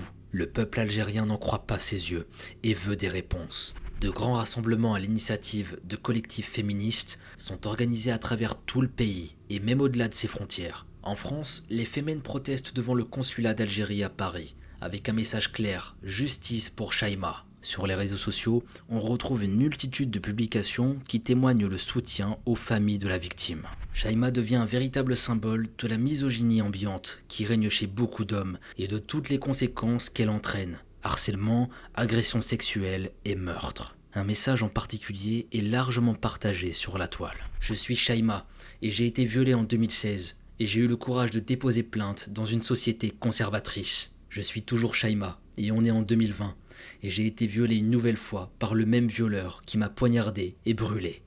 Je suis Shaima. À mesure que la colère gronde, justice est réclamée pour cet énième féminicide. Et là, un débat houleux refait surface. L'application ou non de la peine de mort. La mère de Shaima réclame l'application du Qisas, appelée aussi la loi du talion, qui relève du droit musulman. Dans une vidéo poignante diffusée massivement dans la presse locale et sur les réseaux sociaux, la mère endeuillée s'adresse à Abdelmajid Tebboune, le président algérien. Elle le supplie d'exécuter le monstre qui lui a enlevé sa fille si brutalement. Autrement dit, elle demande à ce que Bouchnaki Abdeslam soit condamné à mort par la justice algérienne. Il faut savoir qu'en Algérie, la peine de mort est une sanction légale, encore prévue par le code pénal. Toutefois, aucune peine capitale n'a été appliquée depuis 1993. En gros, officiellement, la peine de mort est légale. Elle est même d'ailleurs quelquefois prononcée. Mais pour autant, aucun détenu n'a jamais été exécuté, et ce depuis des décennies. Donc c'est plus pour marquer le coup et dire qu'un crime est vraiment très grave. Mais dans les faits, les condamnés sont enfermés à vie. Bon, pour certains, vous allez dire que c'est pire que la peine de mort, et pour d'autres, que cet individu ne mérite tout simplement pas de vivre. Dites-moi ce que vous en pensez en commentaire, ça m'intéresse. La demande de la famille de Shaima résonne dans le cœur d'un bon nombre d'Algériennes et d'Algériens. Sans grande surprise, cette requête est rejetée. En revanche, le président laisse entendre que les peines maximales, sans possibilité d'allègement ou de grâce, vont être appliquées. Finalement, cette sombre affaire soulève une fois de plus le grave problème d'inégalité entre les hommes et les femmes en Algérie. De nombreuses militantes dénoncent entre autres le code de la famille qui favorise l'installation d'un climat toxique. J'espère sincèrement que les consciences vont évoluer et que les choses vont changer. Travailler sur les affaires d'aujourd'hui m'a laissé un goût amer. C'est intolérable que de tels crimes puissent encore être commis comme si de rien n'était. Nous voilà dans un petit village kabyle, d'Aït Fares, au nord de l'Algérie, plus précisément dans la commune de Makouda. La région compte environ 2000 habitants. C'est donc le genre d'endroit paisible où tout le monde se connaît et s'entraide. Il y règne une véritable culture de la solidarité qui se transmet d'une génération à l'autre. Rima Hanan, une jeune femme indépendante dans la vingtaine, souhaite justement dédier sa vie à véhiculer et partager ses valeurs bienveillantes. Décrite par ses proches comme rayonnante, altruiste et profondément gentille, Rima Hanan suit ses études à l'école d'ingénieur Polytech Nantes et obtient son diplôme en juillet 2022. Par la suite, elle est embauchée comme professeure à l'école privée Achalas de la wilaya de Tizi Ouzou. Là-bas, elle va enseigner le français. Chaque jour, elle permet à des enfants de découvrir le monde et de grandir plus sereinement. La jeune institutrice est épanouie dans sa vie. Son métier la passionne. Elle a la chance de vivre proche de ses amis et de sa famille. Tout lui sourit. Son célibat ne la dérange pas plus que ça. Mais bien entendu, comme tout le monde, elle espère rencontrer le grand amour un jour. Mais elle n'était pas plus pressée que ça. Elle avait le temps. Et elle a bien raison. C'est essentiel de se connaître soi-même et de s'aimer soi-même avant tout. Elle était très indépendante, donc avant de s'investir avec quelqu'un, elle avait le temps, tout simplement. D'ailleurs, elle a déjà refusé une demande en mariage. Quelques années plus tôt, l'un de ses voisins s'intéressait à elle et a fini par lui faire sa demande. Toutefois, comme on vient de le voir ensemble, Rima Hanan n'est pas intéressée. Alors elle va dire non à son prétendant. Mais le voisin dont le nom n'est cité dans aucun article va très mal le prendre. Pour lui, c'est inacceptable que Rima ose lui dire non.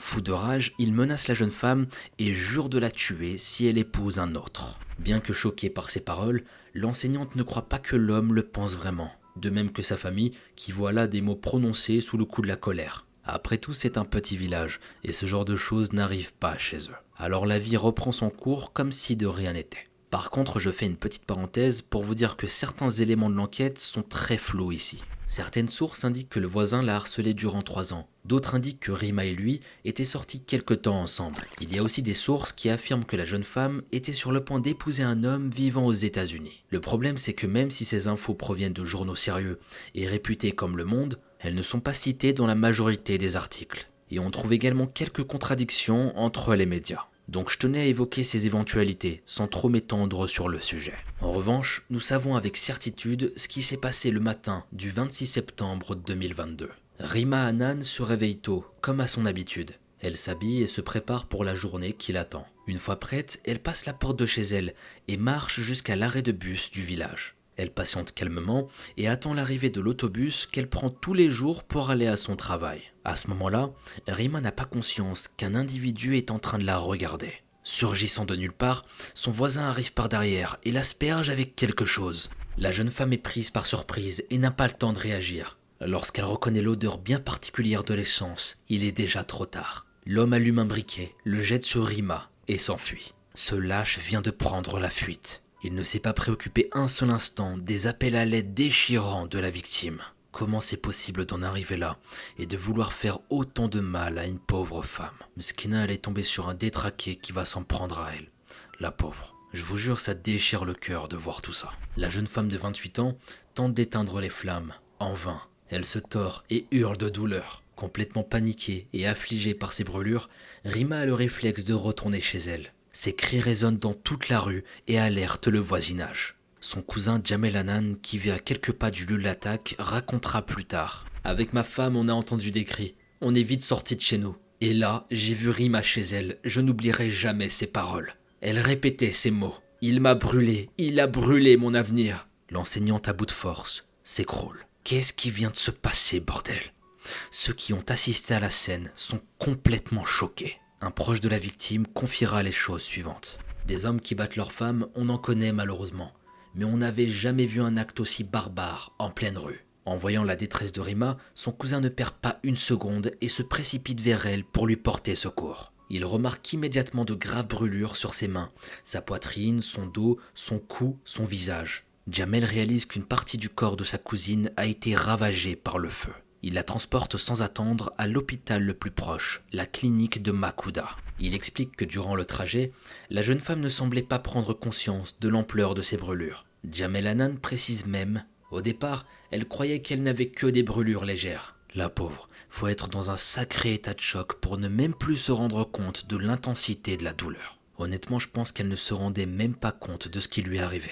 C'est un cauchemar, tu te dis pas que tu vas vivre ça un jour, c'est impossible. À son arrivée, les médecins placent Rima sous respirateur. Son état est critique. Plus de 60% de son corps est brûlé au 3e et 4e degré. Au vu de la gravité de ses blessures, la jeune femme est transportée d'urgence dans un hôpital un peu mieux équipé, le CHU Nedir Mohammed, situé au centre de la ville de Tizi Ouzou. Malheureusement, le personnel soignant de l'établissement se retrouve vite dépassé par la situation. L'hôpital n'a ni les ressources nécessaires, ni les moyens adaptés pour prendre en charge un cas aussi sévère. Malgré tous les efforts des médecins et infirmiers, Rima termine en réanimation et son pronostic vital est engagé. L'enseignante de 28 ans se retrouve entre la vie et la mort. Sans une prise en charge adaptée, Rima n'a aucune chance de survie. La famille de l'enseignante est dévastée, et ça se comprend. Sa famille se sent impuissant et démunie face à cet épouvantable drame. Ce sont des personnes issues d'un milieu modeste, et ils ont donc peu de moyens. Toutefois, ils veulent y croire,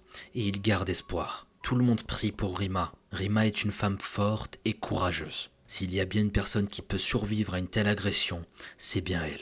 Alors l'entourage de la jeune femme se mobilise, et sa mère poste une vidéo sur les réseaux sociaux qui devient virale. Dedans, on y retrouve la maman de Rima, face caméra et en larmes. Elle supplie. « Ma fille a été brûlée, elle a besoin d'aide, de toute urgence !» La famille ouvre également une cagnotte afin de récolter des fonds, dans le but d'hospitaliser la jeune femme dans un hôpital pour grands brûlés à l'étranger. La détermination et l'appel à l'aide de la famille Hannan chamboulent tout le pays. Et tout ça va provoquer un élan de solidarité en Algérie comme on n'en a jamais vu sur cette chaîne. Mais il n'y a pas que ça.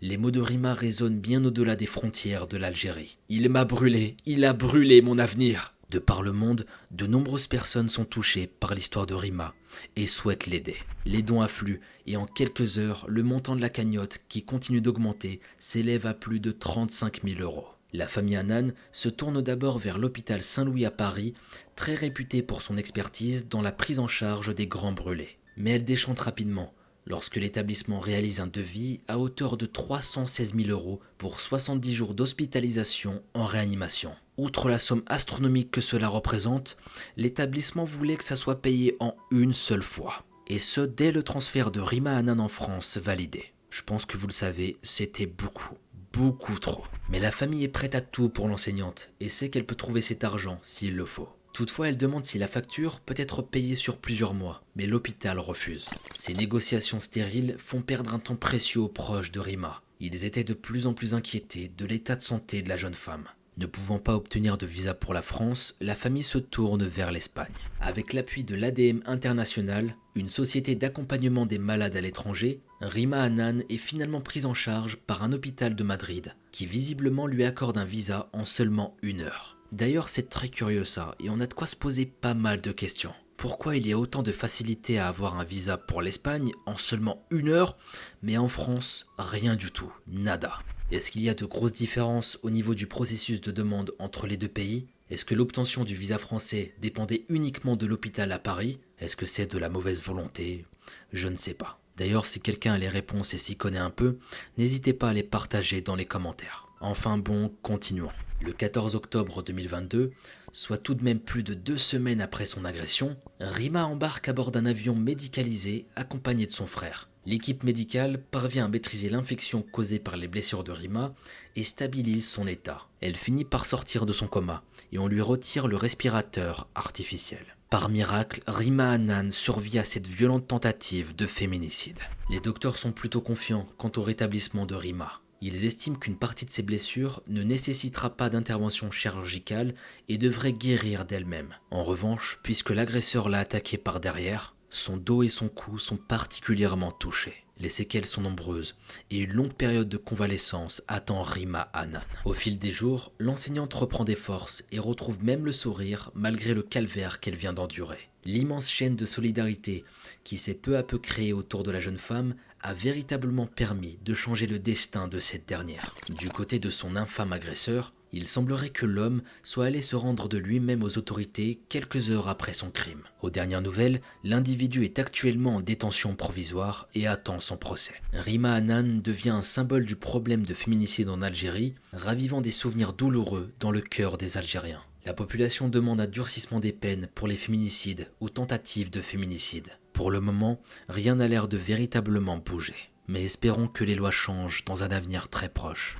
que les femmes algériennes obtiennent enfin les mêmes considérations et la même protection que les hommes. Nombreux sont ceux qui pointent du doigt la contradiction entre l'article 40 de la Constitution algérienne qui précise « L'État protège la femme contre toute forme de violence en tout lieu et en toutes circonstances dans l'espace public, dans la sphère professionnelle et dans la sphère privée. La loi garantit l'accès des victimes à des structures d'accueil, à des dispositifs de prise en charge et à une assistance judiciaire. Et les règles fixées par le Code de la famille placent la femme sous la tutelle de l'homme et renient ses droits les plus fondamentaux. » Selon ces militants, ce sont ces incohérences qui permettent de commettre des crimes odieux et des féminicides. C'est pour ça qu'il est essentiel d'en parler, encore et encore.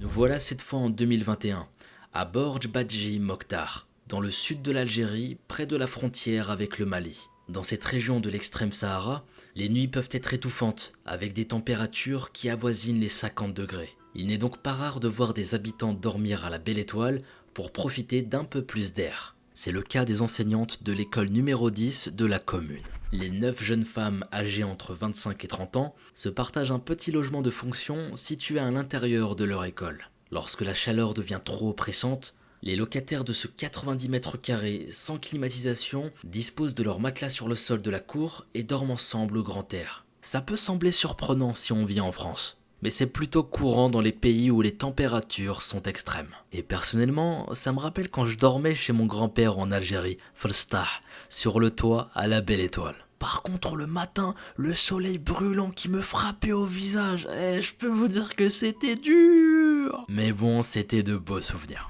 Bref, passionnées par leur métier, elles ont pour vocation la transmission de valeurs à leurs élèves. Bien que les 9 enseignantes se sentent parfois un peu à l'étroit, d'autant que l'une d'elles est maman d'un bébé de 2 ans. Globalement, elles s'entendent bien, et la vie en communauté est plutôt paisible. Toutefois, au printemps 2021, un climat de stress s'installe dans l'école. Depuis plusieurs semaines, les enseignantes subissent des agressions verbales et physiques. Elles se font insulter, menacer, actes de vandalisme, cambriolage, violence. Au fil des jours, l'harcèlement s'intensifie. Aucune des 9 jeunes femmes ne comprend véritablement les raisons de ces actes criminels. Elles n'ont pas beaucoup de moyens, vivent dans des conditions modestes et elles ont une vie rangée. Alors pourquoi des individus s'en prennent à elles de la sorte ? Les institutrices finissent par faire part de leurs inquiétudes à leur hiérarchie. Elles insistent sur l'absence de sécurité dans l'établissement, mais aucune mesure n'est prise. Les jeunes femmes sont démunies face à l'inaction de leurs supérieurs. Elles espèrent sans trop y croire que le calme va revenir de lui-même.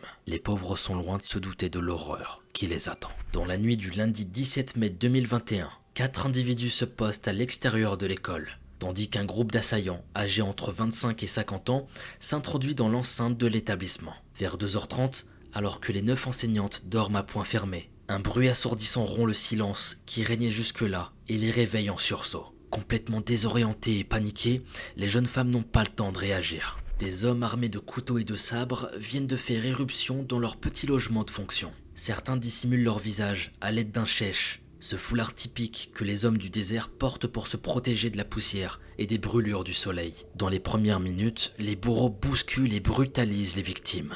Les enseignantes sont sorties de leur lit et regroupées dans le salon. Celles qui résistent sont violemment frappées. 2 d'entre elles se font même lacérer les bras et le visage. La jeune mère du groupe a beau serrer son enfant de toutes ses forces, un des agresseurs parvient à lui arracher des bras. L'homme glisse un couteau sous la gorge du bébé et menace les enseignantes de l'égorger sous leurs yeux si elles n'obéissent pas à leurs ordres. Les 9 femmes sont désespérées et n'ont d'autre choix que de suivre les instructions des bêtes monstrueuses qui les retiennent captives. Durant plusieurs heures, chaque enseignante est amenée à tour de rôle. Elles sont dirigées dans des chambres où les attend une partie des complices. Les agressions s'enchaînent les unes après les autres et les supplices, aussi bien physiques que psychologiques, sont interminables. Finalement, les acharnés prennent la fuite en emportant avec eux ordinateurs, téléphones et argent. Les 9 enseignantes sont complètement traumatisées et abasourdies par ce qu'elles viennent de subir. Mais au moins, elles sont encore en vie. Je dois vous avouer que lorsque j'ai découvert ce drame, j'étais vraiment soulagé qu'elles s'en sortent tous vivantes.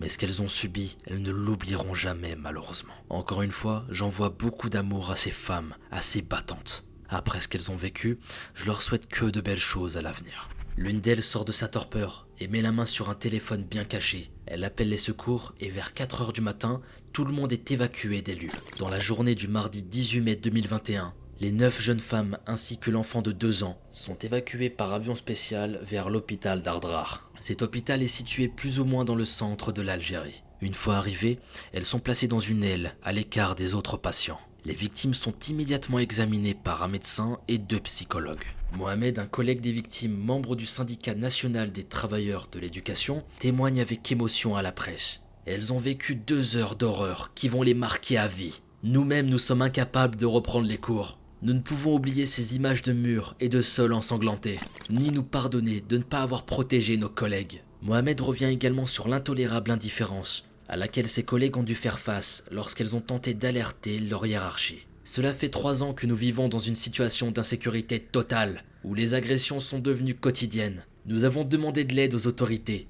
1 mois après, toujours rien. Si les autorités avaient réagi à temps, en assurant la sécurité des enseignantes, les 9 institutrices n'auraient pas vécu cette nuit d'horreur. Ce qui leur est arrivé est gravissime et impardonnable. Les auteurs doivent être arrêtés, jugés et condamnés. Les familles algériennes restent sans voix devant ces images d'horreur. Ces enseignantes mutilées et ensanglantées qui sortent du bâtiment affolées. C'est tout simplement pas normal.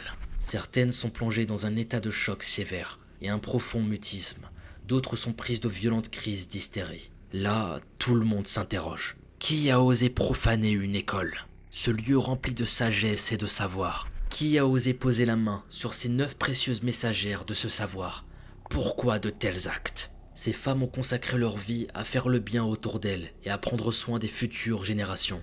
Elles aident à construire un avenir meilleur. Alors comment on peut faire ça, sérieux? Quel genre de malade il faut être? C'est n'importe quoi. Beaucoup de questions qui resteront sans réponse. D'ailleurs, ce qu'il s'est exactement passé derrière la porte de cette chambre la nuit du 17 au 18 mai 2021, seule une poignée d'individus le sait. Ces survivantes n'osent pas parler, et comment leur en vouloir? La dernière fois qu'elles ont osé prendre la parole, on a refusé de les croire. L'une des 9 institutrices prononce ces quelques mots. « Crois-tu qu'un voleur resterait 2 heures à tourner en rond? Ils nous ont alignés et prenaient à chaque fois une d'entre nous seule vers la chambre. Ils ne sont pas venus pour voler. » Des paroles lourdes de sens, qui expriment à elles seules la terrible violence qu'elles ont subie. Après leur avoir rendu visite à l'hôpital, une connaissance précise, elles sont bien traitées par le personnel médical, mais restent quasiment muettes sur les circonstances du drame. Les médecins nous interdisent d'évoquer avec elles les agressions à caractère sexuel qu'elles ont subies cette nuit-là. Au-delà du risque d'empirer leur état de traumatisme, en évoquant leurs souvenirs déchirants,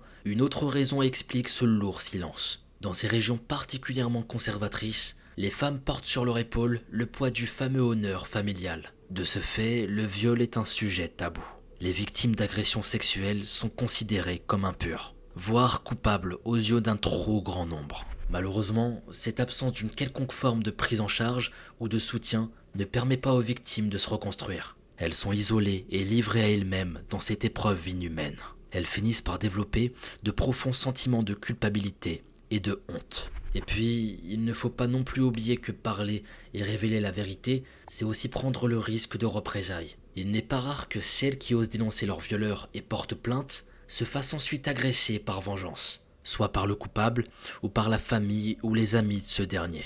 Dans certains cas, ce sont carrément les proches de la victime qui s'en prennent à cette dernière. Encore une question d'honneur. Vous vous rendez compte, vous subissez une agression traumatisante, vous trouvez la force de raconter votre histoire, et derrière vous, vous vous en prenez plein la gueule. Avec tout ce que l'on sait aujourd'hui sur le syndrome de stress post-traumatique et l'impact dévastateur qu'a une agression sexuelle sur le long terme, comment on peut encore agir de la sorte? On ne parle pas d'un mauvais moment passé ici, on parle d'un drame qui va les impacter jusqu'à la fin de leur vie. Alors les enseignantes se taisent.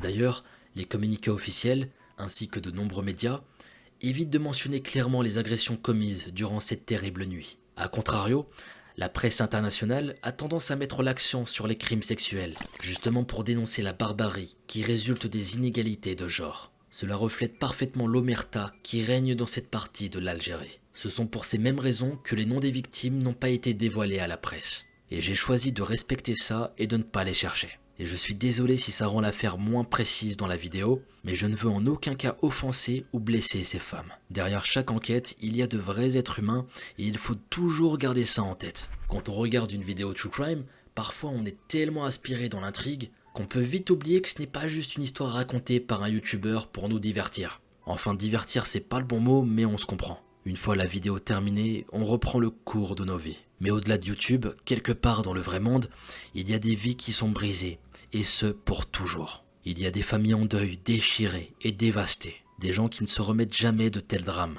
qui sont marqués à vie malheureusement. Alors il est de notre devoir de respecter les victimes et leurs proches. Et dans ce cas-ci, c'est en préservant leur anonymat. Enfin bon, reprenons. Le 19 mai 2021, le parquet d'Adrar, à 950 km du nord de Borj Badji Mokhtar, annonce l'arrestation de 2 suspects. Par la suite, 7 auteurs présumés supplémentaires sont également interpellés. Parmi les 9 suspects, seulement 4 confessent leurs crimes. Finalement, les autorités en inculpent 5. De plus, le procureur général adjoint de la Cour, Mahmoud Boulksiba, affirme que les autorités ont mis la main sur une partie des objets volés. C'est l'indignation générale. Dans un communiqué, le Conseil national des droits de l'homme condamne fermement cette agression sauvage. Un incident choquant et inhumain qui n'a rien à voir avec la morale, à l'encontre d'éducatrices qui ont choisi de quitter leur famille pour accomplir leurs devoirs envers nos enfants. Mohamed Wadjaou, le ministre de l'Éducation, promet l'application d'une sentence à la hauteur de ce crime abject. Tout individu impliqué dans l'agression infâme dont a été victime des enseignantes innocentes aura la peine qu'il mérite. Les enseignants de la région se mettent en grève pour manifester leur soutien aux victimes et protester contre l'absence de mesures concrètes. Les syndicats des travailleurs de l'éducation menacent d'étendre la grève à d'autres régions si la sécurité des établissements n'est pas renforcée dans les plus brefs délais. Selon El Watan, un média algérien, presque une centaine d'enseignants terrorisés fuient la ville et ses alentours dans les jours qui suivent cette nuit d'horreur. En mars 2022, les 5 hommes sont condamnés à 20 ans de réclusion criminelle pour constitution de bandes de malfaiteurs, agression et vol avec préméditation et utilisation d'armes blanches par la cour d'Adrar. Je vous avoue que je ne sais pas s'ils ont également été condamnés pour les actes d'agression sexuelle. Soit ça a été gardé secret, soit il n'y a eu aucune charge là-dessus. L'information n'apparaît pas dans les articles les plus récents. A priori, une grande partie de la population a jugé cette peine de 20 ans de prison ferme trop légère vis-à-vis des actes impardonnables qui ont été commis. Alors que l'effroi provoqué par ce drame est encore vif, l'Algérie est bouleversée par une énième tentative de féminicide. J'aimerais avoir vos avis concernant cette affaire dans les commentaires et ce que vous en avez pensé. N'hésitez pas parce que j'ai hâte de vous lire et qu'on puisse débattre. Au passage, en ce moment, je vous prépare beaucoup de vidéos qui sont très difficiles à réaliser, qui se passent notamment en Algérie, Maroc, Turquie et plein de pays qu'on n'a pas l'habitude de voir. Des pays qui me tiennent à cœur et dont il est important de parler, je trouve. Car souvent, ce sont des pays qui sont laissés de côté pour parler principalement des États-Unis ou de l'Angleterre. Enfin bon, personnellement, j'ai décidé de traverser ces pays pour rendre hommage aux victimes et aux familles. Donc si vous aimez ce que je fais, je cherche activement des personnes qui maîtriseraient l'arabe ou le turc pour de prochains sujets. N'hésitez pas à me contacter sur mon Instagram Mogotasama, je vous répondrai directement là-bas. Sur ce mes amis, après cette triste histoire, il est temps pour moi de vous laisser. Prenez soin de vos proches et de votre famille, et nous, on se dit à très vite pour une nouvelle vidéo. C'était Mogota.